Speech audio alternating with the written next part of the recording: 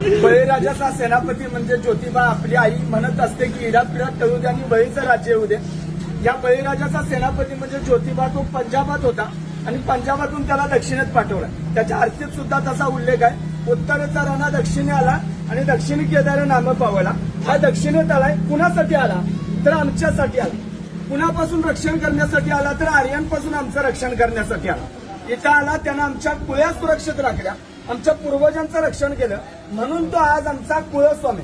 कुळस्वामी कुणाला म्हणायचं? ज्यानं कुळ्या राखल्या तो आमचा कुळस्वामी. ज्योतिबा कुळस्वामी. त्याची शासनकाठी म्हणजे फक्त एक लवाजमान आहे तर ती त्याच्या सार्वभौमत्वाची आणि त्याच्या विजयाची निशाणी. कोणीही लोक येतात तिथं आणि भोळ्या भक्तिभावाने येतात आणि त्याला अर्पण होतात.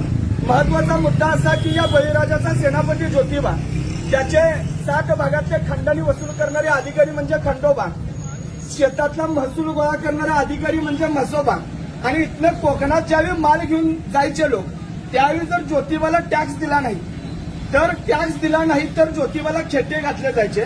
खेटे कशासाठी? आज पोलीस स्टेशनला जसे खेटे असतात तसे खेटे.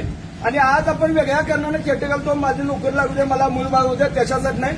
हा ज्योतिबा आपला पूर्वज आहे ज्याच्या पाठी मग बा म्हणजे भैरोबा, मसोबा, बिरोबा, खंडोबा, चाकोबा, सवोबा, नाईकबा, ज्योतिबा, विठोबा आणि ज्याच्या पाठी मग आई, मर्याई, मसाई, टेमलाई, तुळजाई, जाकाई, जोकाई, रखमाई ही आमची आई आणि आमचे बाप हे आमचे पूर्वज आहेत आणि ही आमची दैवत आहे.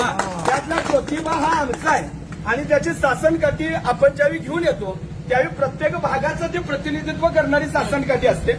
महत्वाचा मुद्दा त्याच्या पलीकडे जर जाऊन बघितलं तर ज्योतिबाचं मंदिर बांधलं कुणी? महाजी शिंदे नावाचा एक मराठ्यांचा सेनापती होता.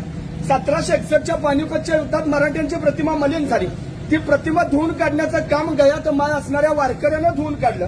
त्या वारकऱ्याचं नाव म्हणजे महाजी शिंदे, ज्यांना पाटील बाबा म्हणत. त्या महाजी शिंद्यांची दहशत एवढी होती की त्यांनी ताजमहलचा वापर, आज लोक फिरायला जातात जगातलं 7वं आश्चर्य आहे, पण तरी सुद्धा त्या ताजमहलचा वापर त्यांनी करवाकुंटी ठेवण्यासाठी केला होता. एवढी दहशत की दिल्लीचा सुलतान कोण हे ठरवायचं आमचा महाजी बाबा. हे महाजी बाबा एकदा रत्नागिरीत मोहिमेवर होते आणि मोहिमेवर असताना त्यांना यश मिळत नव्हतं पोर्तुगीजांच्या विरोधात. ते नवस बोलले की तेव्हा मला या मोहिमेत यश मिळू दे, मी तुझा देवस्थान या ठिकाणी कोल्हापूरला निर्माण करतो. आणि म्हणून रत्नागिरीतला देव म्हणून या गावाचं नाव आहे वाडी रत्नागिरी. रत्नागिरीतला ज्योतिबा इथं येऊन बसले. ज्योतिबा हे या गावाचं नाव नाही, ज्योतिबा हे या देवाचं नाव आहे. ज्योत म्हणजे ज्योत आहे, ते ज्योत म्हणजे नांगर. हा शेतकऱ्यांचा कष्टकऱ्यांचा राजा आहे. म्हणून याला तुम्ही आम्ही भोळे भाविक बघत आहोत. इथं कुठलेही त्याच्यासाठी मोठा गाजावाजा नाही किंवा कुणी प्राणबळी कसलाही हत्या नाही.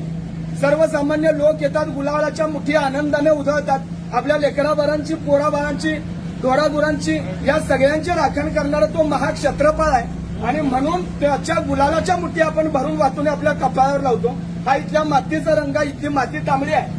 ही तांबडी माती म्हणजेच ते गुलालाचं प्रतीक आहे. म्हणजे आपल्या देवतांचं एक स्थिरीकरण आहे. कसं आहे तर कुणाचा गुलाल आहे, कुणाचा बुक्का आहे, कुणाचा अष्टगंध आहे, कुणाचा भंडार आहे, कुणाचा चौंड गाय वाजवायचं, कुणाचं पकवाज आहे, कुणाची दिमडी आहे, कुणाची ढोलकी आहे, कुणाचा उदो आहे, कुणाचा चांगभला आहे. तर चांगभला म्हणजे काय तर पंजाबात एक शब्द आहे चंगा भला. चंगा भला म्हणजे तू क्या चंगा भला आहे की असं म्हणतात. तर चंगा भला म्हणजे उच्च दर्जाचा आणि तो अपभ्रंश होऊन या ठिकाणी तो नामघोष तयार झालेला आहे की ज्योतिबाच्या नावानं, ज्योतिबाच्या नावानं